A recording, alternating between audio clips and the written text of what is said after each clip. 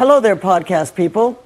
A new episode of the What's Your Mount Rushmore podcast, hosted by Mark Duvel and John Hansen, is about to begin. These two adorable bastards occasionally make me laugh, and other times they really piss me off with their bullshit. This week's topic, it's a real doozy. Welcome to What's Your Mount Rushmore podcast with hosts Mark Duvel and John Hansen. Are you kidding me? Two old friends and knuckleheads discussing and covering their top four choices for any and all topics, making up their Mount Rushmore selections each week. Nothing is off limits. As you listen, remember, we always want to know, what's your Mount Rushmore?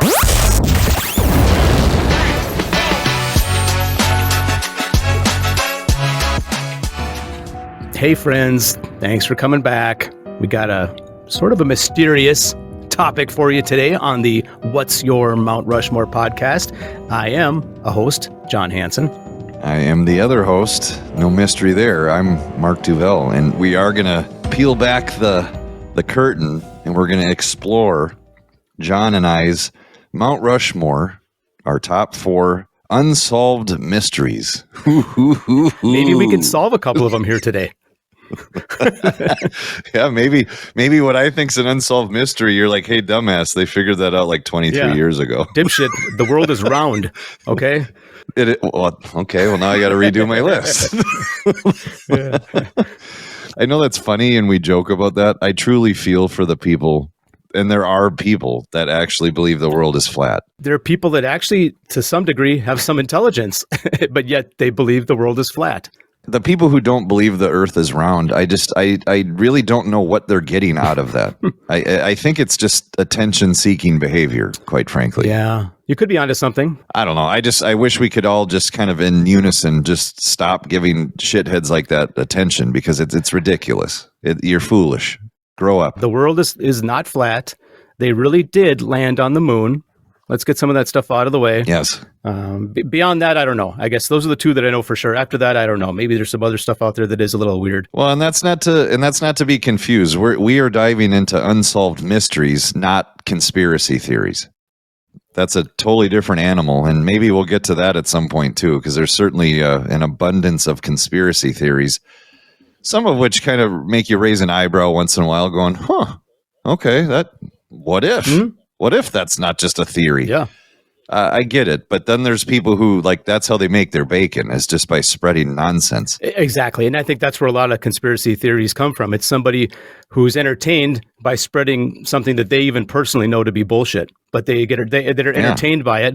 And then people latch onto it. And then suddenly people start to believe that. So I don't know. But like you said, this list is not about that personally. I think this is more interesting than conspiracy theories, because these are mysteries. Agreed. These are mysteries that human beings like us have been trying to figure out, in some cases for a very long time.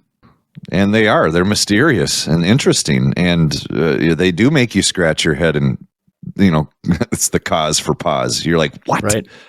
Yeah. How the hell did that happen? Yeah, absolutely. There's some things that are tied to individual people on my list, and some things that are broader and more of a bigger story that we're still trying to unravel. And I'm guessing that's kind of the way your list will play out too. But if we're ready, I guess you could start with your first one if you want. Put your first one on the mountain.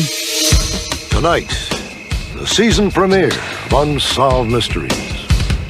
Mine, these were kind of the four that I didn't have to really sit and stare at the wall or troll the internet to find my four. They kind of were just there. So you're saying it wasn't hard? It was hard.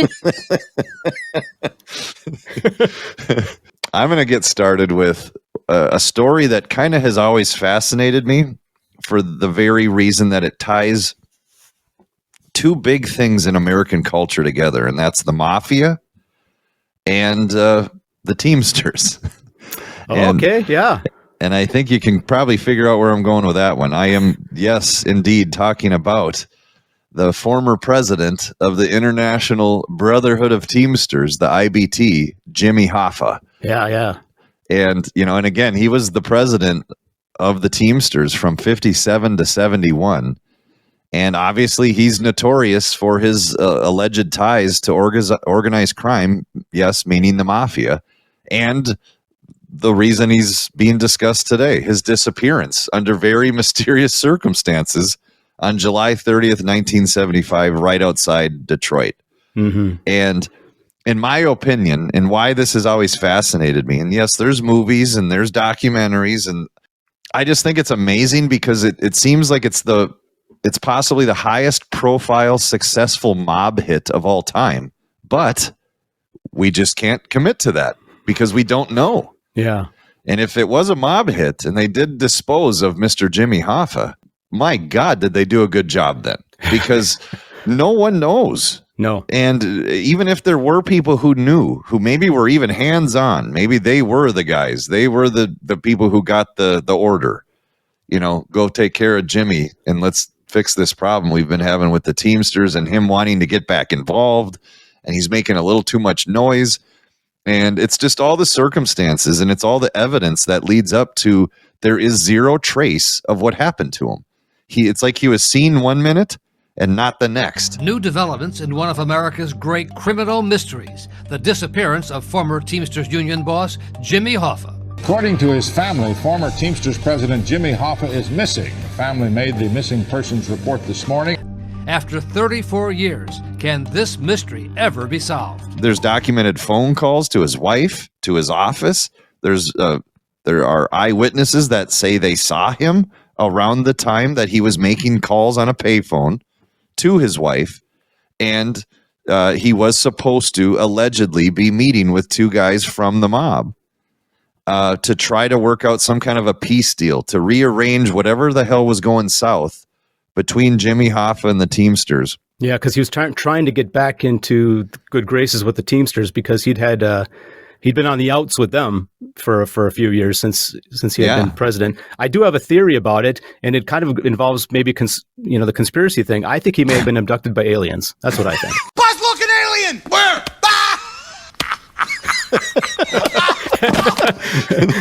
You know what? There's no more or less proof of that than any other theory out there, really, because it's a true mystery. There are people that for years there were stories that his body was buried in this stadium, or that's when they're constructing different football stadiums and things. Yeah. And that's all been pretty much debunked by construction people. They said that's not really possible.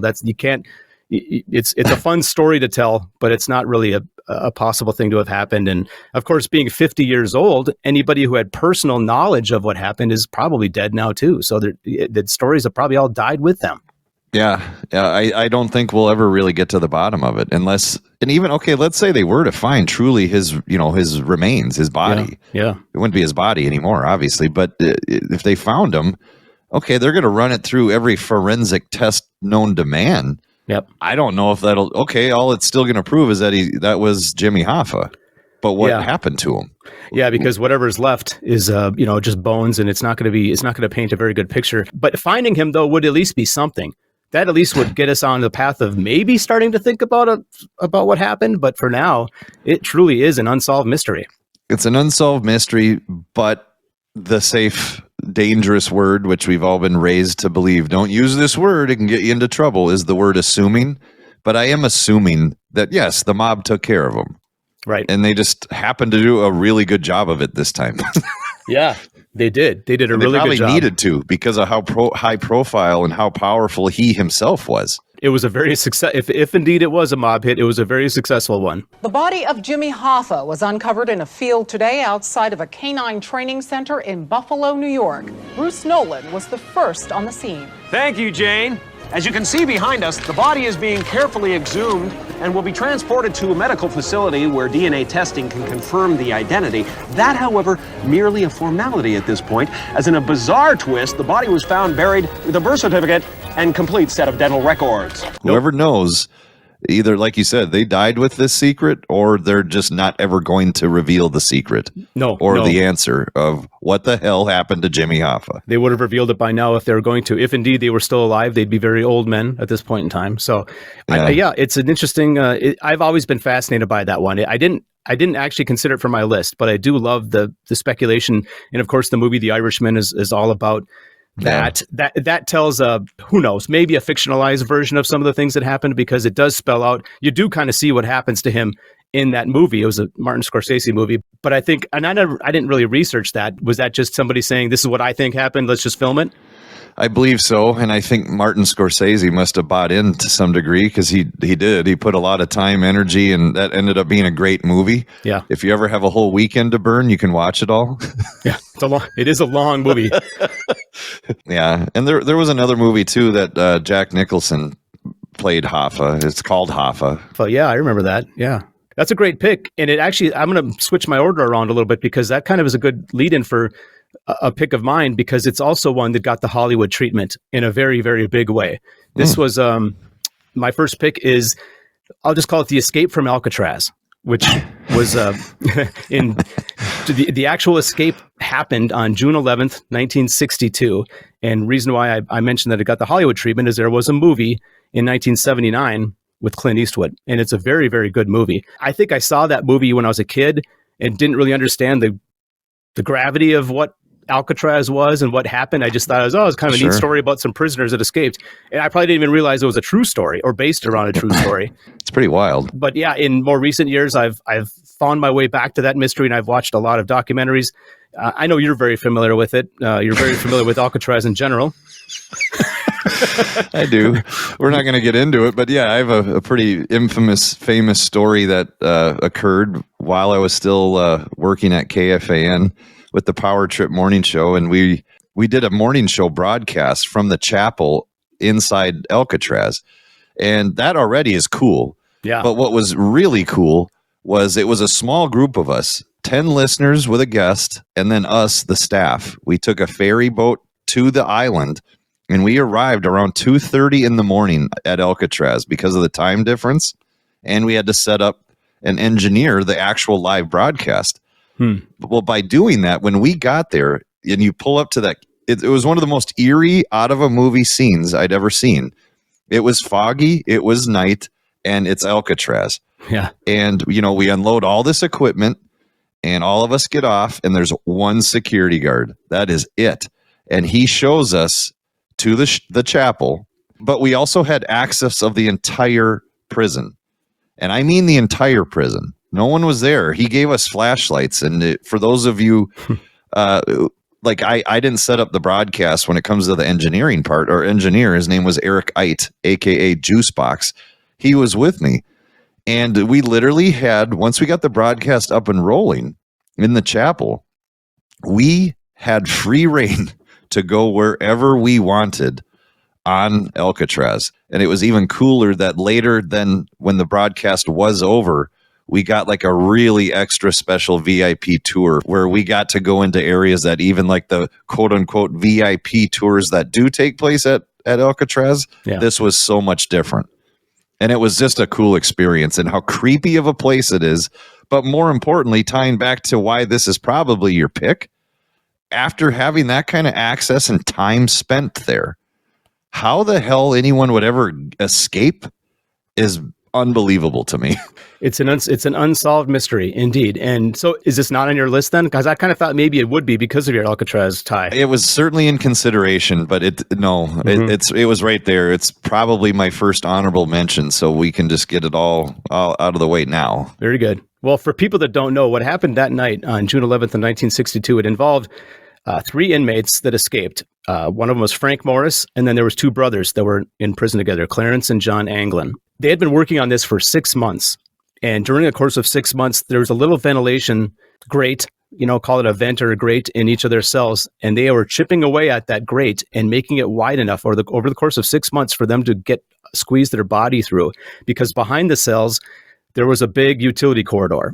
And this utility corridor allowed access up to the top of the cell block and then eventually to the roof. So what these guys did was they would sneak out in the evenings at night, overnight, and go up to the top of the cell block, and they built these rafts and flotation devices that they used out of the raincoats and other things that they had stolen at the prison, and they would bring it up there, and at night they'd work on these things, they'd sew them together and then go back down to their cell. And they actually put paper mache heads on the pillows of their cells so that if a guard happened to walk by at 1 o'clock in the morning, It looked like the guy was sleeping in the bed, and they were very realistic looking heads too. So and those actually were still there when they did. The night they finally did escape, they snuck out, climbed up to the top, made their way down to the water level with these makeshift rafts, and set out to sea. It's amazing that these three men were even able to get out of the prison complex itself.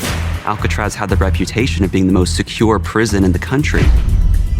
Even if you do get out of Alcatraz, you still have to contend with 6 watchtowers as well as a 20-foot fence with barbed wire. And if by some miracle you make it over that as well, you still are dealing with the dark and turbulent waters of the San Francisco Bay. They think it was around 10 o'clock p.m. that they actually got onto their raft, and their concept, what they wanted to do, because they had shared their ideas with a couple other prisoners, so some of the information did get out. Their plan was to sail to Angel Island, which is about 2 miles away. From Angel Island, they could have easily escaped to the mainland and been off. That was their goal, to just paddle 2 miles across San Francisco Bay, which is not easy to do because the water is cold, it's full of sharks, there's terrible... It's choppy. Yeah, choppy. There's terrible currents that kind of go in and out. There's some people that speculate they could have been washed all the way out to sea and then been lost that way. So they did, however, they did find pieces of raincoats and the paddle that they believed that they used on Angel Island. So that doesn't mean they landed there. They could have washed up after they landed. Morning, Sergeant. What have you got? Photos in a notebook of Clarence Anglin. Funny-looking bag must have been made from a raincoat. It appears that they drowned. Why? If that was important enough to take along, they wouldn't have lost it. Maybe they lost it to look like they drowned. That's the part we don't know. The FBI pretty much officially said they think that the different things I mentioned, the currents and the cold water, probably killed them. They did not escape. But over the years, it's been speculated that they did indeed survive. In fact, there's members of their families that have claimed that they were contacted by them over the years, and they would get letters from them. One of their family friends swears that he met them in Brazil, that they actually escaped and made their way to South America, where they lived out the rest of their life. So the U.S. Marshal's Office actually considers it an open investigation. It has not been closed. So even though the FBI thinks maybe they drowned, it's still an open investigation. And if you want to know more about this story, watch that movie with Clint Eastwood, because it is a very, very good movie. That is a great movie. The thing that's this kind of falls under this topic too. We like everyone, you gravitate to anything that's mafia related, right? Because it's entertaining, it's intriguing, it's scary, yeah, it's exciting. But the same thing applies to prison escapes. And when you're describing that scene and what these three guys did, I couldn't help but think of Shawshank Redemption, the movie, and it's art imitating life to some degree. You have to think that there's a little bit of inspiration behind how that script and that story Shawshank was written. Some of it has to funnel back to what is known as the details or the facts of the case of this escape from Alcatraz. For sure, because it was a huge news story at the time, and Stephen King would have been a young lad, probably a kid in 1962. He certainly would have grown up with knowledge of this escape, and you're probably right. He probably thought, you know what, that's there's something intriguing about that, about the mystery of it. So he would decide to write his own, mystery about a prison escape.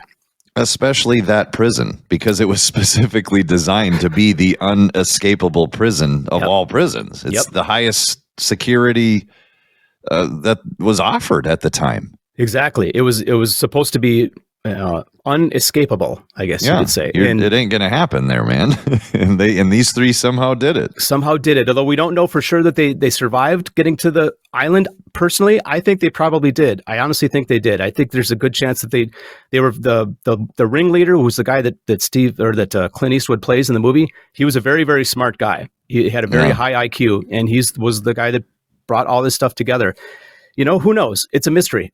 And this is one that we honestly probably will never know. Again, these guys would be dead by now. If they were still alive, they'd be very old.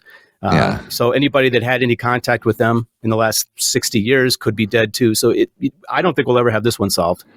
And I know it's more of a play on words, but okay, let's just, for the sake of this conversation, say they didn't make it. They died in the water. Yeah. Right? They still technically escaped Alcatraz. I mean, they're like it's a play on words, but they left that prison. They didn't get caught. No, they did not get caught. Escaped prison. They just died in the act of doing it. They still escaped. They died free men. If that's what went down. But in a weird way, why is it always? And I know to be in Alcatraz, I forgot what their like crimes were that landed them there in the first place. But you're obviously not a good person if you were at Alcatraz. You did something pretty horrible. Right. Why is it though that you always like root for them? like the idea that they did make it to Brazil or some other different part of the world and then lived out the rest of their life? Because the odds were stacked so high against them. Every element of what they were doing, from the minute they decided to try and chisel away at the hole in the vent and try and escape, from that all the way through to surviving 2 miles in the frigid cold water and the currents and the sharks and whatnot. There's just so many different things that had to go right. So many different pieces that had to go exactly right for them to make it. So you do kind of root for them because it's such a long shot. It just is. And a lot of this just comes down to the simple fact they had the balls to try it. Yeah. We're going to put this plan together and every day we'll do something that gets us closer to our goal. Right. Of getting the F out of here. Yeah. Well, let's get to the F to your next pick. How does that sound? All right. My next one is not about a person. It's about a place. And it's from the minute I heard about it as a child, I've just been intrigued and scared ever since. And it's just kind of a big blanket mystery. And I'm talking about Area 51. Oh, yeah. Area 51 is that area that is in Groom Lake, which is about 83 miles northwest of Las Vegas. And it's a giant salt flat and basically a dried out lake. It's just a big open area that's about 23 by 25 miles wide. It's like a giant square. But what's nuts about it is in 1955, the United States Air Force and the CIA, they acquired this area. And whatever the hell has gone on since 1955, nobody seems to know what they do there. And then there's all the speculation about what has gone on there and what the hell is currently happening there. And then it does tie into UFOs and aliens. And Jimmy Hoffa. Possibly Jimmy Hoffa. I mean, who knows? Maybe this is just where everyone goes. Yeah. You never know, right? Could be the Alcatraz guys. You never. But it's, and it's like the one thing everyone seems to agree on when it comes to Area 51 is that the military and the Air Force, they do test aircraft there and store aircraft there. Right. But outside of that, the security clearance to access it's just you don't get it. You don't get that kind of clearance. And to the point where I think it was like not that long ago, some jagoff like somehow got beyond the security and they got in like this long high-speed chase within the area that's deemed, the Area 51. And sure enough, the officials caught up with him. They saw that he had a cylinder in his hand, and without even really giving a shit what it was, they blasted his ass to death. Oh, wow. Just because he got behind it. And like, because it doesn't matter if you're military or police. You can't just show up to the gates at Area 51 and they let you in. No. And it's one of those areas that it's not allowed to be photographed with satellites, the whole thing. Yeah. So to me, it's just a big blanket mystery of what the hell is really going on there, and what are they keeping there? What do they know? Hidden within a ring of mountains deep in the Nevada desert, Area 51 is a top-secret military installation that has long been rumored to hold evidence of alien technology. It's about a 40-foot diameter dish-shaped craft that was perfectly intact. There wasn't a scratch on it. There were 4 beings associated with this craft, and they shipped it to Groom Lake. Groom Lake is the Area 51 region in Nevada. When Area 51 was just bare bones, they took the craft and the aliens out to that location in the middle of the Nevada desert because it was so remote. And around that, they built Area 51. Do they have a UFO? Do they have an alien body? I'm not saying that's more leaning into now the conspiracy theories. Right.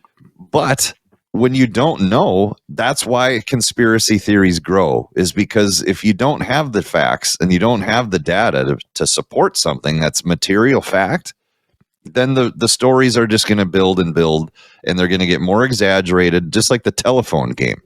Of course. And that's kind of what a lot of these are. It's the telephone game on a global scale. Good way of putting it. You're right about Area 51. The thing that we do know is that they do test some advanced aviation. It could be stuff that we're completely unaware of. It could be things that are very advanced. That's the bare minimum of what they're doing there. And for those reasons alone, you can understand why they would be very protective over it. You can't walk onto any military base, of course, without getting arrested or getting at least pushed back out the door pretty roughly. And but Area 51, they take it a little bit more seriously. You're right. And you can't, private planes obviously can't fly over it or near it. So it's very protective that way. I don't know. It's a very interesting mystery. And I don't think it's one that we'll ever really find out, because I don't know that the government has any interest in telling us. And if they don't want to tell us, they're not going to tell us. It took them years to even acknowledge that it exists. Yeah. They would just flat out deny it. It was just, keep saying no. Yeah. No, we don't know what you're talking about. And then it wasn't, it had been in operation for many years before they finally went, all right, you're right. We have a place. No one seems to know why it's called Area 51 either, by the way. Oh, really? Like there's no, I tried to read, because I was curious, like why? Why is it called Area 51? And it's just all, again, conspiracy theories on what 51 means. Yeah. The other 50 areas didn't work out, so they had to go with they're still trying it. Yeah. They can't find Area 52, so they're not moving their equipment quite yet. Yeah. So that's what I mean. First one's a dude missing, and then this one's just a giant area that no one knows what the hell's happening. Well, you know what? If you're ready for me to move, that actually is another good transition. A giant area that nobody really knows what's happening is kind of a good description of one of mine too. The Lost Dutchman's mine in the Superstition Mountains, which is here in Arizona. And this is something a lot of people are aware of around the country, but it's way more prevalent, I think, in the Southwest as far as this story goes. If you were to Google it or to spend some time researching it, you will find an abundance of stories about what's going on. And there's actually some of the stories contradict each other too. So and some of them get to be a little bit far-fetched. But the one part of this story that most people agree on is that there was a German immigrant, and his name was Jacob Waltz. The term Dutchman, so people don't know, people that may not know this, it was a common term for German immigrants. They called them Dutchmen in the 1800s. Yeah. And he lived here, and he had a farm, and he would go up into the mountains and come down with gold. Silver and gold, everyone wishes for silver and gold. And the Superstition Mountains are basically the eastern border of the Phoenix Valley. It's a very big mountain range, and it extends for quite a ways, very much, still to this day, very much a wilderness area. As the story goes, he'd come back with this mine. Apparently, he had sold more than $200,000 worth of gold to the U.S. Mint, and that's in 1880s money. $200,000. I don't know the math on that, but obviously it's a ton of money. He lived to be 80 years old, and on his deathbed, he still had $1,500 in cash on him. Again, 1891, $1,500 in cash is a lot of money for just a simple farmer, which is what he did supposedly for a living. He told this woman that was acting as his nurse, who was a friend of his that was sort of nursing him in his old age, about the mine and that it existed. And he gave some vague information about where it was, but then he died and didn't exactly tell people where it was. So she started looking for it. She got her friends involved. They started looking for it. And this is now 130 some years later. People are still looking for this mine. It's estimated that like 10,000 people a year go up into the Superstition Mountains trying to find the Lost Dutchman's mine. And no one has found it. No one has found anything that would at least indicate that there's this much gold still waiting for them up there. The Superstition Mountains. 160,000 acres of deadly land with a cursed history. Apache legend claims that an angry god and the mouth to hell lay hidden in these canyons. But so might $200 million worth of gold. Thousands have tried and failed to decode the cryptic clues, leaving a trail of bodies and blood for anyone who gets too close to the truth. And a bunch of people have died too, in suspicious type ways. In these, it's treasure hunters. I mean, that's really what this is. trying to piece all the history that they know together to go actually make a find. Yeah, and I mean that's a human nature, right? To go and try and hunt treasure. I have a treasure hunt coming up later in my picks too. So this part of Arizona that you're talking about, is it? I'm assuming is it desert? It's mountain, or is it? It's mountain. Mountain deserts. Yeah. So I mean, it's probably safe to say then, don't you think? This is just one of the many millions of things that I guess could have happened. But, with Earth shifting and maybe a quake or something, that some rock probably just fell and covered up whatever could be behind it, under it. Yeah. Who knows, man? But how cool, because it does make you wonder, like, how much gold is just sitting somewhere. Just that would be like generational type wealth if you discovered it. Yeah, it certainly would and be. It's just there, part of the earth, waiting for someone to see it and to mine it and to, sell it and use it and blah, blah, blah. Yeah, as the legend goes, there is still a lot of gold up there waiting to be found. He claimed that, he had pulled a lot of gold out, but he was one man working by himself with hand tools, again, in the 1800s. And he said, I did not get anywhere close to finishing the gold. There's still plenty of it there. And there's other stories about this. Other people have claimed other things over the years, and there's been books and movies and stuff written. At the end of the day, a lot of people are looking for it, and nobody's found it. God, it just makes you wonder what kind of value are we really talking here? Got to be millions, many millions. It's a treasure that we do know exists. I mean, you got to think, right? Unless he totally was a bullshit artist and lied about where his money came from. Yeah, well, yeah. I mean, you can't, as a farmer, you're not going to materialize $200,000 out of the blue. So I don't know. Somehow he was finding gold somewhere. That's why it makes you wonder when you see movies like that Nick Cage movies, National Treasure, when it's exactly kind of this. Yeah. They're trying to find these old treasures. I mean, that's like more treasure hunting than just finding gold that can be mined. Right. But it does make you wonder if there are groups globally that truly have a lot of money backing them. It's almost like the same concept as the movie Titanic.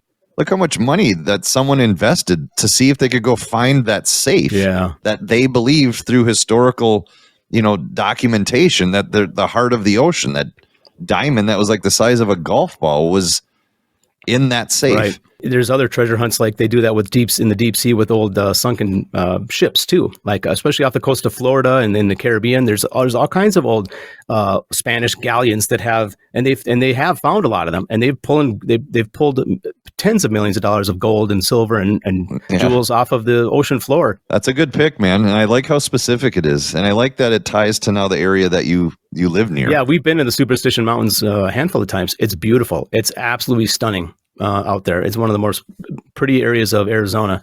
But it's also, again, like I said, wilderness. If you're out there wandering around and you don't know what you're doing, you could get into trouble quickly. Yeah.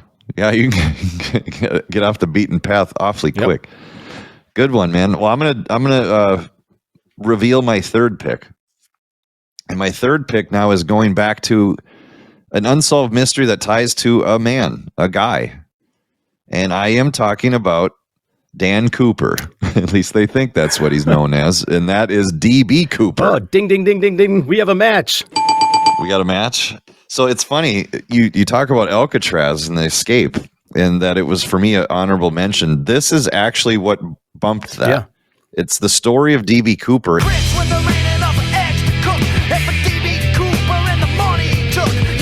I not that long ago watched, I believe it's on HBO Max, a documentary about D.B. Cooper. And it really just made me that much more intrigued, because all it kind of proves is that there are multiple families and multiple people who are 100% convinced that they know the real identity of the man known as D.B. Cooper. Yeah. Now, if you have a match, obviously we'll both, talk about it here. But for those of you who don't know, we'll give you the broad strokes of just what is so fascinating about D.B. Cooper. It was November 24th, 1971. D.B. Cooper hijacked a Northwest Orient Airlines flight 305, a Boeing 727, and it was a flight from Portland to Seattle. So not a very long flight. But while he was on the flight, he revealed to a flight attendant, he kind of just lifted up like a shirt and revealed what looked to be an explosive bomb, like dynamite. Yeah. And he basically then slid her a letter that demanded $200,000 in a ransom, which would be the equivalent to like $1.6 million in today's money, and 4 parachutes when they have to land in Seattle. And he had no intention of deboarding the plane. He was going to stay on with his bomb. This is what's crazy, is that in 1971, they fucking did this. Yeah. Like, they did stop the plane. They did let all the other passengers off. He stayed, and then they gave him money. Yeah. And 4 parachutes. And refueled the plane so he could take off. Yes. And then he goes back up into the air, back into the sky he goes. And it wasn't long into that flight, this crazy son of a bitch jumps out of the plane with the money. Yep. And still to this day, nobody knows if he survived, if he died, what happened to the money. There's evidence that some of it was found, but that doesn't mean anything. Yeah. It washed up on a shore. Yep. It just, whoever this dude was had stones, man. Oh, yeah. Oh, God, that's yeah. crazy. Absolutely. He was not a Joe Schmo. He had he had stones, but he also had some kind of training, you know. With little to go on, a large-scale manhunt begins. The FBI knows that he jumped out of the plane somewhere between Seattle and Reno, and now they need to know where to look. But it's hard to determine Cooper's landing zone because they don't know exactly when and where he jumped. There's so many variables involved. What was the wind speed? When did he pull the ripcord? When and where was the plane exactly when he jumped? It's next to impossible to establish an accurate search area, but they start with a massive section of really thick forest north of Portland. Despite all this effort, no trace of Cooper is found. And that's why all these different stories that link to we knew who he was. It was my uncle. Yeah. Or no, it was my neighbor. Right. And in one case, it was my husband. On his deathbed, I'm DB Cooper. Right. That was like his last. So they all are very convinced, and they all have compelling stories. A couple of them, I was like, all right, somehow you just figured out a way to get yourself into a documentary. There's no way that's true. Yeah. But that's the thing. You just don't know, because it truly is an unsolved mystery. There is no conclusion to the story of what happened to DB Cooper. It is. In today's world, it's hard to imagine that they would allow him to even do that. They'd give him the money and let him take off again. The FBI actually stated pretty much right away that they thought that he died in the jump. Of course, on one hand, they don't want to look like fools that this guy got away with doing what he did. So they're gonna say these things, but at the same time, none of the money was ever spent, because obviously if you're going to hand over $200,000, you're going to track all the serial numbers. They knew these bills, and none of that was supposedly ever spent, not in any traditional ways anyway. Somebody didn't go and try and deposit in a bank, or nobody tried to go and, buy a car or a house with this money or something like that. So the fact that he did jump out of a plane that was traveling at hundreds of miles an hour at, 10,000 feet in the dark, in the wilderness, because it was a very wilderness area where he would have landed. They don't know, I think you mentioned this, maybe they don't know exactly when he jumped either. That's part of the problem it's not like they could tell, he jumped at this point in time, because he had made sure that the flight attendant, she was in the cockpit, the door was open for a while, and he jumped. There was a window of time where he could have jumped in probably a few hundred miles that the plane was traveling. So none of his body has never been found. Nothing else that would indicate that who this person was. His parachute. Yeah. Yep. None of that stuff was found. So clothes. Yeah, that's what makes it a mystery. And that's the thing, that it's unlike Alcatraz. It's you go down in the water, you're never going to be found again. The fish will eat you up. Good luck with all that. But you just said it, where he jumped out, it's not like he did this over water. He did it over like a very mountainy, hilly, very dense forest area. So you would think that even if, he jumps out of the plane, somehow he dies. Maybe he doesn't have oxygen. Who knows? Okay, he's still going to plummet to earth in dense woods. And these are areas that they did search. Oh, yeah. But they just did not find a trace of this son of a bitch. Nothing. They found nothing of him at all. The guy, I think I read in 2015 or 2016 that the FBI finally did officially suspend their investigation, because they figured he would be, they don't know exactly how old he was, but based on descriptions and everything, they guessed that he'd be in his mid-80s at that point in time, which would be mid-90s. He'd be in his mid-90s by now, because it was 10 years ago. But yeah, and there's been other aircraft hijacks in history, but this is the only one in history that's ever been unsolved. This is the only time, like you said, that he you quote unquote got away with it. Again, maybe he crash landed and died when he hit the ground. So I don't know if that's called getting away with it or not. But at the end of the day, it's unsolved. He was given $200K, and they met his demands. Yeah. And I think it's the last time they ever did. I think that's why they now moving forward, you do not negotiate with terrorists. The airlines made all kinds of changes after this. Monumental moment in aviation, that's for sure. And in generally kind of like a folklore kind of thing, because again, people have been talking about this for 50 some years. Don't you think is as intriguing as this story is? To my knowledge, there's never been like a major motion picture about DB Cooper. There's been documentaries, yes. Yeah. He's been mentioned many times in unsolved mystery cases, this, that, the other thing. Yeah. But how has Hollywood never really embraced this? That's what I don't understand. That's a hell of a question. I don't know. You're right. And maybe I'm wrong. Maybe there is some shitty B movie out there that never got any attention because it was lame and whatever. But I mean, and everything that came now after it. So even like the documentary I just watched on HBO, so much of that kind of was filled with conspiracy theories on who he was. It's basically revealing like these, I don't know, handful of stories of people who claim that someone they knew was telling them that he was DB Cooper. And in one of the cases, it involved someone who had a sex change. What the hell did you just say? And was now a woman. So it's like, okay, here Danielle we go. Cooper now, I guess, huh? Yeah. And I've always been fascinated with this one, so I knew this was going to make my list. I'm glad it made yours too, because it's an interesting story, one that we may never get a true answer on. So we matched on that. So that brings us back up to the top with you for your last pick, right? I think. This is my anchor pick, and my anchor pick is in theory, my biggest pick. And what I mean by that is, and this is just a true. I don't have like a whole lot of bullet points per se that I really need to get to on this, because it's always fascinated me, and even more so lately because new information has come out about the Great Pyramids of Giza. The mystery that's unsolved to me is that how on earth does no scientist, no architectural designer, physic person, whatever, no one knows how these damn things were built. No. How? I mean, and that the more you dive into it, the more intriguing it gets. The Great Pyramid of Khufu here at Giza is the culmination of hundreds of years of trial and error in pyramid building. But it's not only the perfect shape, it's the largest ever built. This pyramid was a masterpiece of engineering. Capped with a layer of flawless white limestone, it was an unmistakable symbol of the pharaoh's supreme authority.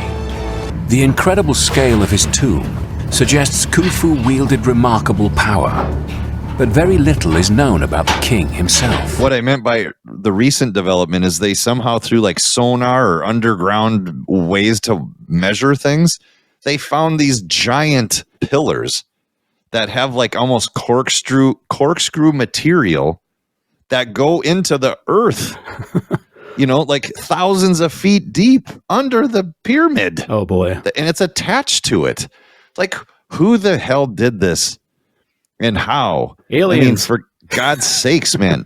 Because, I mean, the one thing that everyone knows is that it's supposed to be the resting place for the pharaoh. Khufu, I believe is how you say it. Who? Khufu. Who? Okay.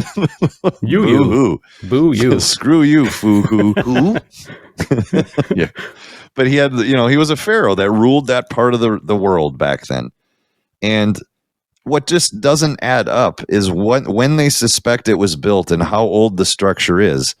It is constructed of 2.3 million blocks of limestone and granite. And these blocks average over 2.2 tons per block.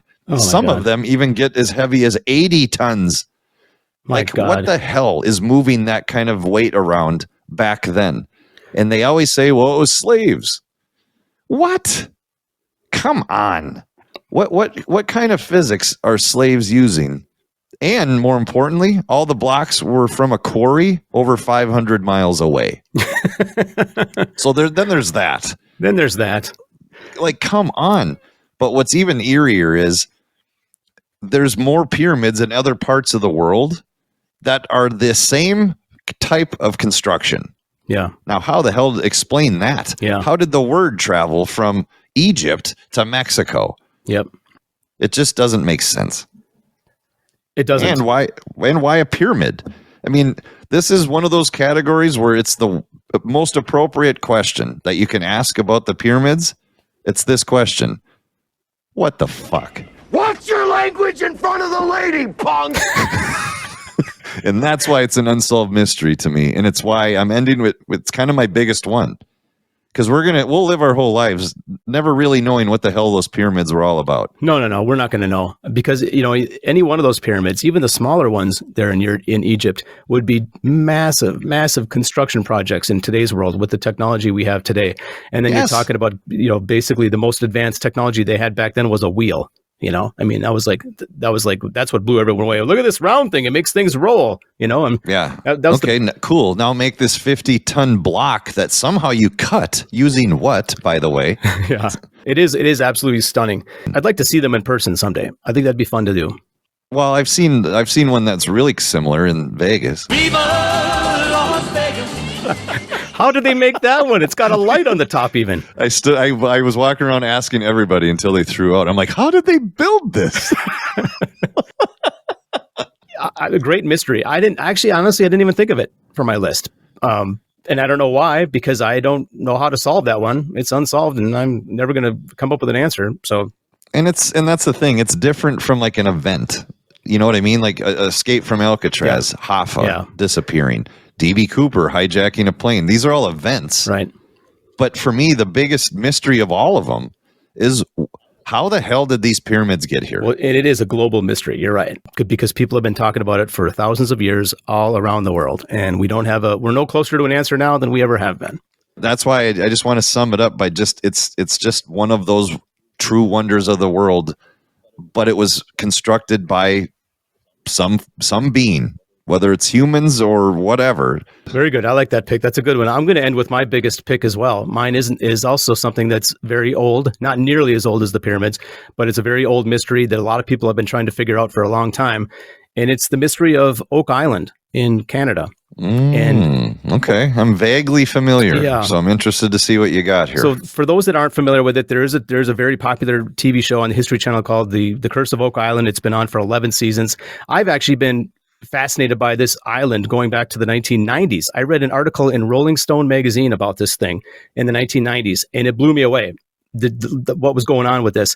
And now over the course of these 11 seasons, I've been watching it on the History Channel, and we're not really that much closer to solving this mystery than we were 30 years ago. So I'll try to briefly describe this to people to fill you in a little bit more on it, and to tell people that are not familiar with it, because I do know more about this unsolved mystery than probably all of my other ones combined. It's been going on for the last 230 years. That's how long this mystery has existed, because in the late 1790s, there were some teenagers that were out on this island screwing around. So the island is very close to shore. It's only like less than a mile off of shore. So there's actually a road causeway now that you can drive to the island even. So, but back then, they would just take their boat out there, and they were, doing what teenagers do, messing around on the island, exploring a little bit.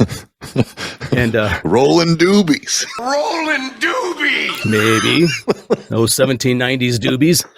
But they came across a big depression in the ground, and it was obvious that somebody had just filled in a big hole on this. And this island was, by the way, it's a small island. It's uninhabited at the time. The people have lived there over the years since. But what was somebody? And it was very recent. You can kind of tell when the ground is soft that somebody just filled in a big hole. It was disrupted. Yeah, it was very obvious to them. So they're they're kids and they're bored and they like adventure and trying to solve a little mystery of their own. They started digging up this hole, and they got down 10 feet and came across a platform of timbers that was right across the hole. And they dug up those timbers, and there was still more of that soft dirt underneath it that had been filled in. They kept digging down, and every 10 feet, they found this layer of timbers, like trees cut out to be like a platform at exactly 10-foot intervals. And now, again, these are kids digging with shovels. This is not something they did in an afternoon. This went on for a very long time. And it even got into the over the next 20 or 30 years, other groups of people started coming out and checking it out. And they dug down as deep as 90 feet and kept finding these platforms. And at the 90-foot level, there was a stone a flat stone with an engraving on it that had some kind of coded message on it. And some people believe that the coded message that had something to do with the treasure, and that there was a treasure lying below. I don't remember the exact wording on it, but they sort of decoded it a little bit. And that just sparked this interest. It got around. Again, over the years, other people would try to come in and dig. There were always legends about pirates storing their treasures. A lot of it was stolen gold or whatever pirates were doing in the 1600s, that they stored a lot of that stuff on islands outside of Canada in the Canadian shore. So there was always going to be some element of, maybe this is old pirate treasure that was buried here.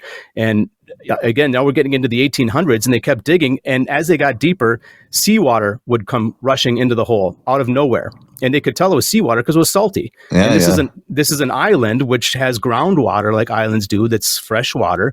But this was obviously seawater. And they determined that it was a booby trap. When you'd get so far into this hole, it would release the booby traps from the ocean, would drain down into the hole to keep you from finding what's down there. It's like the damn Goonies. It is like the damn Goonies. So again, now from the early 1800s until modern times, there have been a ton of people that have gone out, and some of them were companies, like people that had funded corporations that were going out and trying to do this, trying to find what was going on with this island. John Wayne invested in some of the people that searched this island. Did he really? He did. Franklin Delano Roosevelt, FDR, the president, when he was young, he spent an entire summer on the island as part of a group exploring and digging and trying to get to the mystery. So he was fascinated with it too. Problem is, though, that because so many people have been digging on the island in this area where that original hole was, it's been dug up and filled in, different areas. They don't know the exact location of that hole because they don't have, they didn't have GPS and all that stuff to track it back then. So they've been trying to find where that original hole was and get down to the bottom. And over the years of digging on, both in that area where they call it the money pit, that's what they call the hole where they hopefully the treasure is the money pit. All the years of trying to dig in that area, they found all kinds of artifacts that date back to Europe, things that are like they could use, science in today's world to track different metals and say, oh yeah, this was a metal that was created in 1650 in France, and it came from this mine, this special iron mine or something. And they found stuff like that traces back to Europe, like before Christopher Columbus was even here. Other scientific studies have shown that there's groundwater that has gold and silver flecks in it, which proves that there's a lot of that. If it's showing up in the groundwater, that means there's a lot of it down there somewhere. So there's all this stuff going on, and it's been a mystery for, like I say, 230 years. The TV show that's on right now on the History Channel explores what the current group of guys are trying to do to find it, and they're using the advanced science and advanced technology, and they're still not really that close to finding out what's going on. I don't know what it might be, but I do believe there's something there. I think there's absolutely some kind of buried treasure there. It's just a matter of what it is and who put it there. We're digging up the first ever searcher shaft on Oak Island. Shaft 2 is almost like the Holy Grail. We find Shaft 2, we know we have 14 feet to the money pit. This season on The Curse of Oak Island. This is a piece of treasure, mate. This is silver treasure. Could this be part of the treasure that was deposited in the money pit? You sold me. This makes me want to look into watching that. You said it's 11 seasons? It's been on for 11 seasons, yeah, and they have like 20 episodes per season. So it's there's been a ton of episodes, and I've been watching it, like I said, from day one. They have tiny pieces of this big puzzle that they've been able to put together, but they still don't have the vast majority of this mystery is still unsolved. And the biggest question is what is down there and who put it there, and they do not know either of those questions. The who, what, where, why. Yeah, basically, and they've spent millions. Believe me, these guys have spent, and I can tell by watching the show the equipment they're bringing out over these 11 seasons. They have spent millions of dollars chasing this. It's almost like here is my honorable mention. It's just the concept of forensic science. Like even when you were talking about we take it for granted that like science can go, well, see that rock, that's this old. And see this metal? Yeah. Like how?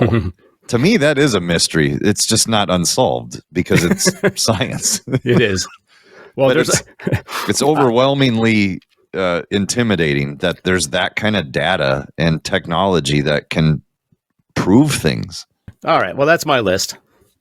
Well, it's again, this was a fun just detour from kind of the normal thing. I know so much of what we discuss is like entertainment based. Whether it's movies, TV, music, sports, which is kind of the big 4 pillars of entertainment when you really think about it. Yeah. You know, but this is, it's still intriguing. Like, this is an interesting topic, and that's why we wanted to designate one episode to our podcast to it. So hope you enjoyed it. And if there's other mysteries that we didn't touch on and have always intrigued you, by all means, share them. I'd love to know. This stuff it always sucks you in because of the unknown. When no one knows the answers, it makes you automatically interested. Right. Fascinating. So I will end this with one of my own personal unsolved mysteries, and I'll thank this sponsor, because the unsolved mystery to me is, why the hell did it ever change from this name? And I'm talking about McDivitt's at Edinburgh, USA, the golf course in Brooklyn Park.